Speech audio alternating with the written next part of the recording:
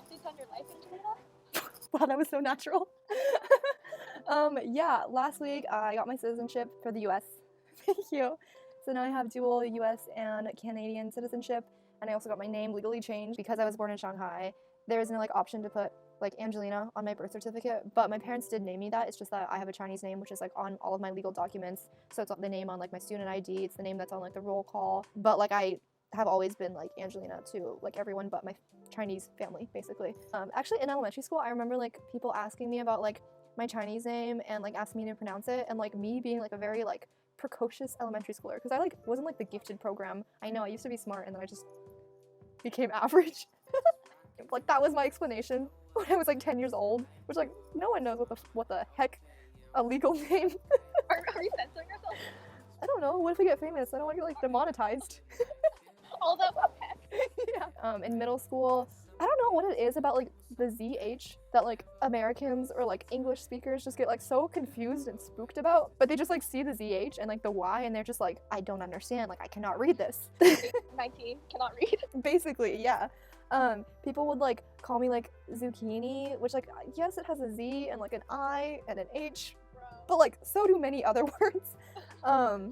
And like I remember like on the first day of school I would like bring this little like post-it note that said like, hi, like my name says this, but like I prefer you to like call me this, and I'd like get to like the teacher and like hand it to them, and then like they would stick it to like their little roll call sheet, and then like the next day of class I would like bring another little post-it and be like, just in case like you forgot. So like that was like the lengths I went to like in the beginning of the year to like avoid people from like knowing my Chinese name, because they would just like always ask me about it. I'm not ashamed about my Chinese name. Like I think that it's like really cool to be someone who like is an immigrant and like everything that my family has like worked for, and like that's not something that I'm ashamed about, but I just don't feel like it's something that I need to share with every single person. Like it's like some people are like very, very defensive about their middle names. Like I have friends like who I've known for like many years and I have no clue what their middle names are, and like they won't tell me. Like, you know, like that's kind of how I feel about it, where I'm like, if I want to share it with you I will, but it's not something that everyone needs to know about me. So like when we had like subs, I would like kind of know like the like alphabetical order of like last name. So like they would either pause because they would get like super confused and I would just be like, oh, it's Angelina, or they would be like Miss Wang, they'd be like here. Or sometimes like in high school I just like literally like just did not care anymore and would just like let them like struggle. I've had teachers like in front of the class while they're going through roll call, I'll be like, oh, how do you pronounce that? And I'll be like, it's just Angelina, and they'll be like, but how do you pronounce that? And they'll like really push me to like pronounce it, which like they don't have any like, you know, like bad intentions. They're genuinely curious, but I also feel like if it's something that someone is clearly uncomfortable about, like why would you like push them to do it? Because occasionally if like a Chinese person asks me, I'll like pronounce it for them because like they can pronounce it. Like, most people who do ask, like they're not asking to like make me feel uncomfortable, but I feel like they're just putting their curiosity above my desire to keep some things to myself or to my family, or like they're just like not really respecting my choice not to share something that is not relevant for them. You know what I mean? Like it's not something that affects you, it affects me, and if I choose not to share it with you, then like I don't have to share it with you. Why are you so insistent on figuring it out? Like you're not gonna call me by it because you're not gonna pronounce it right, and also like I'm not gonna respond to something that I don't want to be called. So it's just kind of like incredibly uncomfortable. It's been like 10 years basically, like since like my family first like came to the US for us to like get like our green card, and then like for my parents to get their US passports, and then for me to get my citizenship. So it's been like a super long time, and like I'm not even like completely done with it because I still need to apply for my passport, and then I need to get my name like legally changed for like BU, and then for like my credit cards and like everything else. It's just a lot of paperwork, and I'm just like, dang, like people who like are born as US citizens and have the name that they go by as their legal name, like so much easier than like all of this. Just hearing about all that you have to go through and scheduling all these appointments, and then also just the fact that you have probably another stack of paperwork. Wow. It is a big thing, and I think my parents are more emotional about it because like they remember more like what it was like in China and like the earlier steps of like getting like the H-1B visa to like bring us all here, and then like apply for like the green card and all that stuff, whereas like most of that stuff like was just done for me and I just like received the benefits. But like currently like I'm applying for my passport and I have to do all the paperwork for like my name change stuff. I think I'm gonna feel so good when I finally see like Angelina on like my driver's license and like my student ID and like all of that stuff. Like then I'll be like, I'm like done with like the immigration system forever, and like I'm never changing my last name because that takes so much work. Was it something that like you only contemplated recently? Were your parents on board from the beginning? My dad like asked our like lawyer about it when I was like maybe 15 or 16. They said that it would just be easier to wait till I was 18 because like we were always going to apply for citizenship when I was 18, and that it would just be easier to like apply for citizenship and apply for my name change like all in like one application.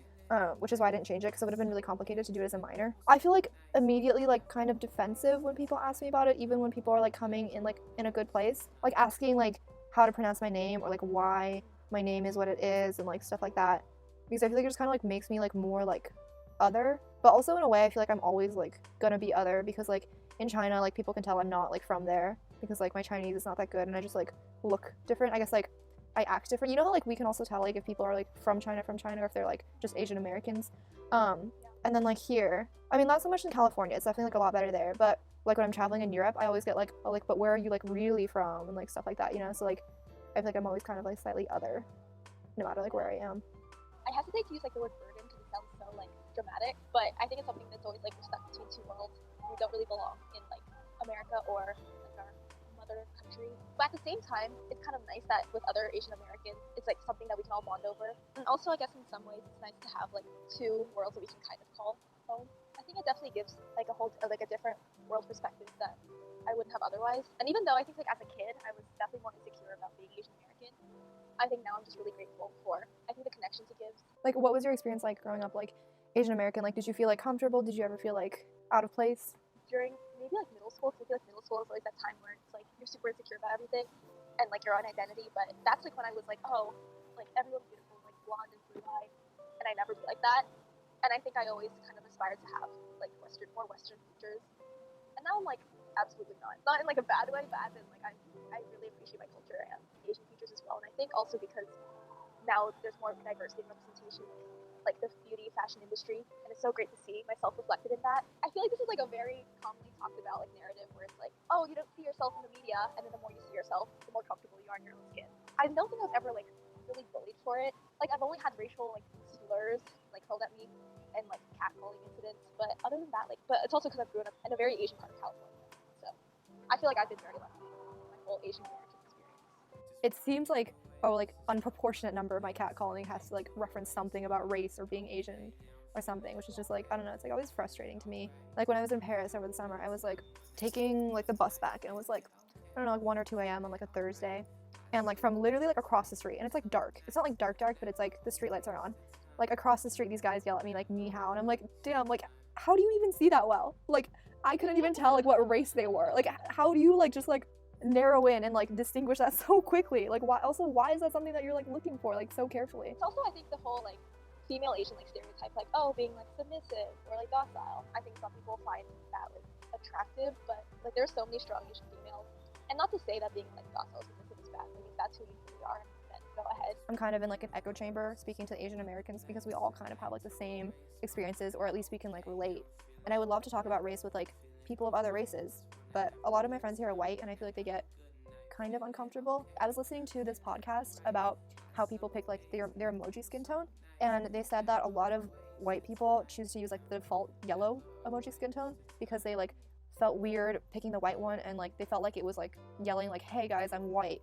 Whereas people of color, if they identified with one of like the 5 colors, which obviously is not inclusive of like all skin tones, but white people predominantly just use the yellow one to like avoid offending people. So I feel like maybe that goes to show that like white people are like very sensitive about their race and like very aware of their whiteness, especially in this like woke generation. Also, confronting your own privilege is something that's very, very uncomfortable, and I think it's something that I like continue to like try to do every single day, because I know like even though I'm a woman of color, I still have a lot, especially being like Asian American. Not to get into the whole like model minority thing, which is a whole other issue. Yeah, and also it's kind of just like it's the responsibility of like people of color to bring race up and to initiate these conversations. And if so, like it's kind of like another emotional like, burden, I guess. Because I'm like, it's important to initiate it, but at the same time, I feel like it should just be people of color who are like, hey, this is important. Do you feel like you like, well, I don't know if it's like different for you because like you're still in like California and you're in SoCal, which has like so many Asian people, but do you ever like go someplace, do you ever feel like you represent your race?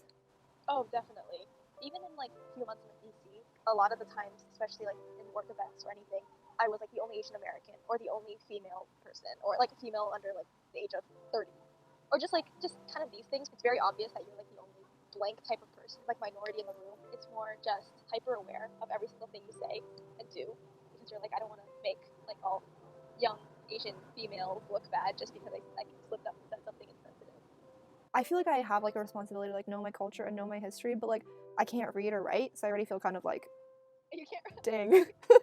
Like I can't read or write Chinese. You know Chinese, yeah, I know what you're trying to say, but Yeah, I don't know. It's like weird when like people who are not Asian are like so much better at me than like reading or writing. And I'm not like throwing shade at them or anything. It's like good on them for like learning like my culture when I have failed to do so. I don't know. I think it's always cool to speak with like non-Chinese people who are learning Mandarin or like learning about Chinese culture because you kind of see like China from their point of view, and it's always, I always feel like it's really cool to like expand my world here.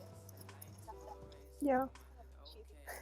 I mean, I feel like I don't really know much about China as a country like now, you know? Like it's like, Yeah, I feel it's developed so quickly and it's so like complex like politically. I feel like I only really know about like the Cultural Revolution. Do your parents like talk to you about their lives there or like their past or your ancestors? they do a little bit, but it's kind of in like the way where they're like, when I was your age, I had to get up at like 5 a.m. and buy tofu and like shit like that, you know? I mean, like they kind of like tell me about it, but like nowadays, like when they talk about China, it's just like when they're getting frustrated with the government and like lack of free speech and like things like that. I either like get China from like their point of view or I get China from like a very westernized, like the Western media's point of view, and like neither I like really have like complete confidence in because both have like very big biases.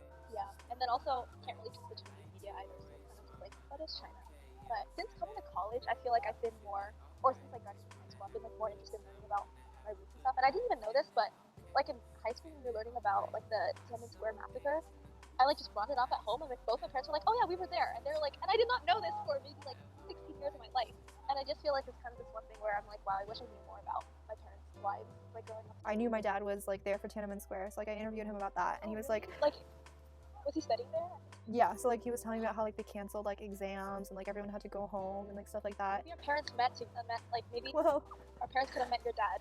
we should set them up and make them friends. They can watch our videos together. Seeing grandparents, every time I kind of wish I could just like sit my grandma down and just be like, tell me about your whole entire life. So I hear like snippets and I'm like, I can't believe it, like within the span of 60 years, like so much has changed. Even though it's like I live in a whole different, or especially because I live in a whole different country, but it's like I could not even imagine like living through like her reality. Did you watch the movie The Farewell? Yeah. What did you think? I think my expectations were too high, but I think it was like probably the most accurate reflection of the Asian American experience that I've ever like seen. Because I like Crazy Rich Asians is not realistic at all. Also not relatable.